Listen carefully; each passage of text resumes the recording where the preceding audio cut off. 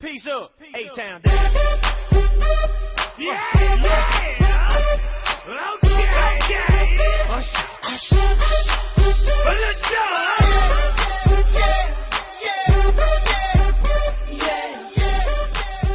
Welcome back, Algebra 2. This is Chapter 1.6, Part 2, Solving Absolute Value Inequalities. Describe the set of numbers that would make the following statement true. This is a less than sign, so we need all the numbers that can go in here that are less than or equal to 2, and if we flip it around, greater than or equal to negative 2. So how do we say this? All real numbers between negative 2 and 2, including negative 2 and 2. If we need to describe the set of numbers that would make the following statement true for the absolute value of x is greater than 1, then we know it's x is greater than 1 or x can be less than the negative 1. Okay. So if we want to rewrite, remember a is just some number.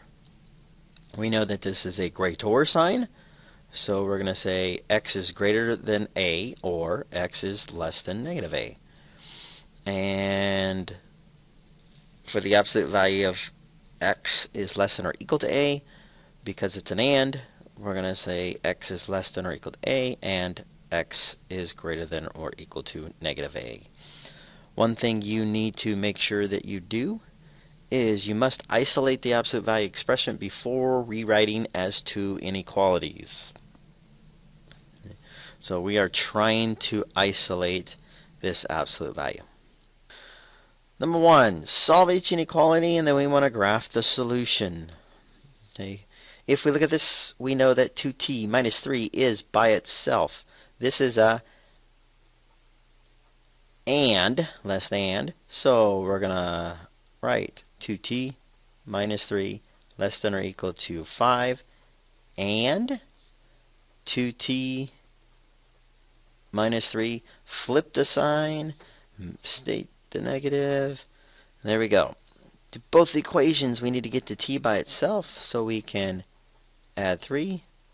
We get 2t less than or equal to 8 and 2t greater than or equal to negative 2. Divide by 2. We get t less than or equal to 4 and t greater than or equal to negative 1. So we need all the numbers that are less than 4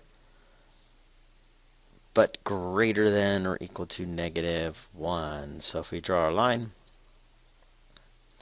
okay, I'm just going to put, so we need to at least go from, so if I said this is 4, here's 0, here's 2, here's negative 1. We know it's they're both closed circles. So closed circle, and we need everything in between. So less than 4, but also greater than negative 1. Number 2, if you notice, the absolute value is attached to this negative 3, so we need to move the 3 over. We're going to get the absolute value of 4b is greater than 12. So the absolute value is greater, so this is an OR statement. So we're going to say 4b greater than 12, 4b, flip the sign, make it negative, less than or equal to negative 12. If we divide by 4, you should have b is greater than 3, or b is less than negative 3. So we have negative 3, put a 0 in the middle, to positive 3.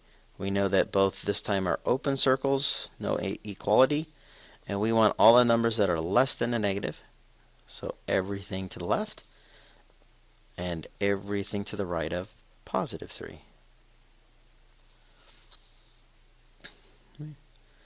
Hit pause. Try number 3. Welcome back. Let's check our answer. So we first had to divide by 5 to get the absolute value by itself. This is an AND symbol, so by solving both equations you should get y is less than 0 and y is greater than -6, which means open circle on 0, open circle on -6, shade everything in between. One more time, hit pause. Congratulations, hopefully you got x is less than or equal to 1/2 and x is greater than or equal to -1. Again, hit pause.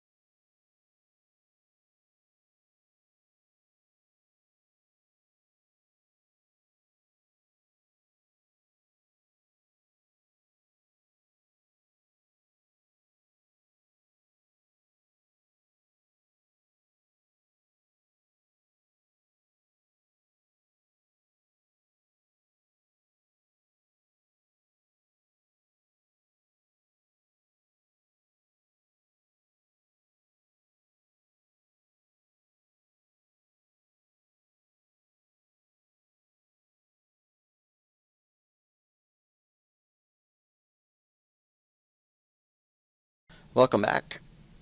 Let's check number 5. So first we had to add the 3 over, multiply the whole equation by 2. We end up getting the absolute value of 2w minus 1 is greater than or equal to 8. By solving the OR statement, we should have gotten w is greater than or equal to 4.5 or 9/2, or w is less than or equal to -7/2, which is actually -3.5. Both had closed circles. We wanted all the numbers to the right of 4.5. We wanted all the numbers less than the -3.5.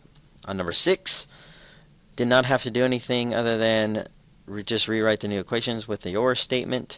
We end up getting x is greater than or equal to 0, or x is greater than or less than, or x is less than or equal to 4.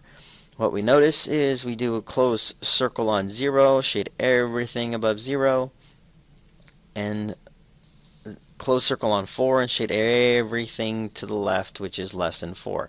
Because this is an OR statement, we just need to be in one of the solution sets or both.